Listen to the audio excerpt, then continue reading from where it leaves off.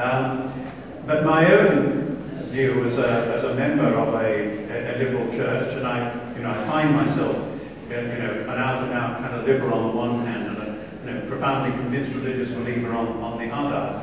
I have to say on certain issues, I do believe that liberal democratic values have to take priority. I mean, one we felt very sadly about was one I didn't mention before, was the question of Catholic adoption societies, because according to the new equality law, adoption societies must be able to offer same-sex couples children for adoption on the same basis as they offer them to heterosexual couples. This is contrary to the teaching of the Roman Catholic Church. They said that they would have to close their adoption societies if this law went through. Now, it would have been very good, I think, if a reasonable accommodations could be made, because the Catholic adoption societies do a very great deal of good work. But the gay issue has been such a crucial one, and particularly within the church, where, as you may perhaps know, the Anglican Church is riven right down the middle over the issue of same-sex relationships, and whether we should affirm them, and whether we should reject them or not. For me, this is a very crucial issue. This is a profoundly moral issue. Therefore, that is certainly an issue in which my religious convictions and my liberal convictions would lead me to go against many members of my own church. The role of religion in the public space. You have mentioned roles, and especially in the early roles, you have really kind of this very strict,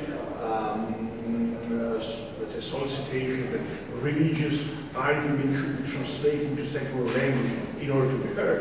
And this is actually what is repeated by Habermas in the last days. Yes, that's right. But there is another position represented by Charles Taylor, who would say that actually there is no such a big difference between a religious language on the one hand and some secular kind of closed language on the other, let's say some philosophical systems or ideological systems.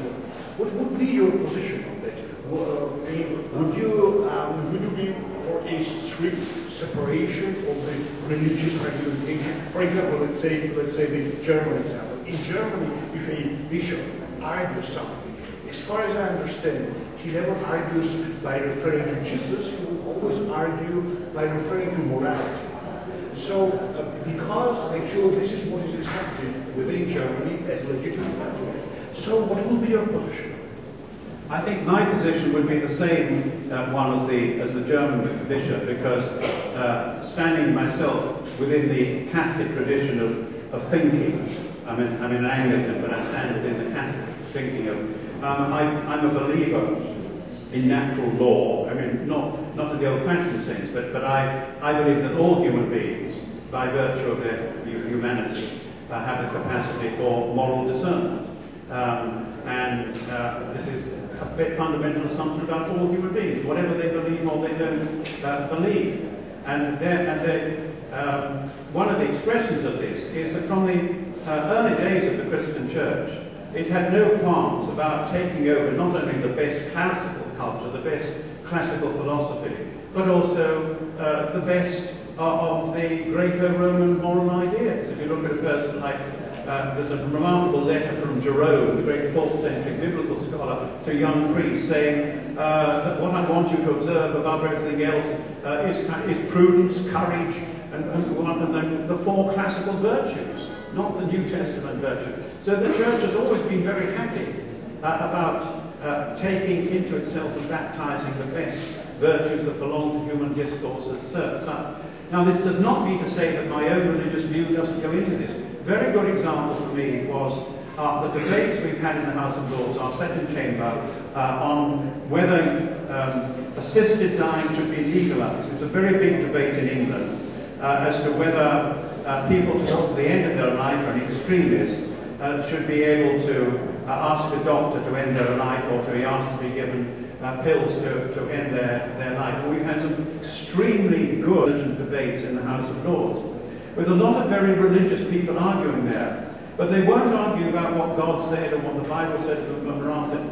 It was all translated in public discourse. But if you examine those debates, you'll see that a person's religious perspective, understandably, affected the way they weighed one value against the other, their whole understanding of the nature of dependence and independence of human life, about the nature of what really makes for a human being. It enters in those kind of rather more subtle ways, in and through public discourse. So, any other questions or comments?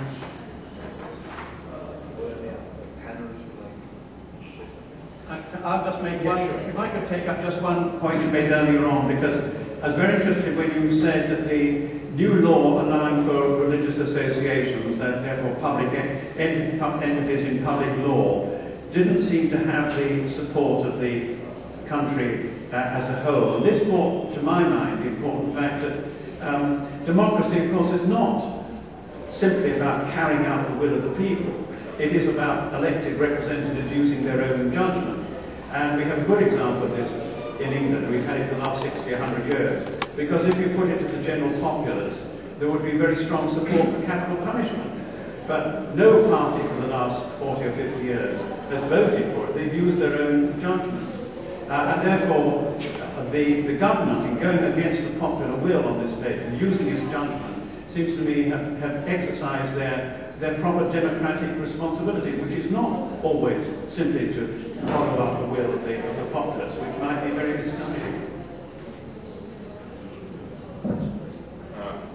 I completely agree with you on that point, and that Giga mentioned I am frequent participant also of political debates on Georgian TV, so I make exactly that point, that if you are properly legitimately elected government and you have mandate from the people, then you should do what you believe is right, and not necessarily what the polls say the people want. But not everybody in Georgia understands like that.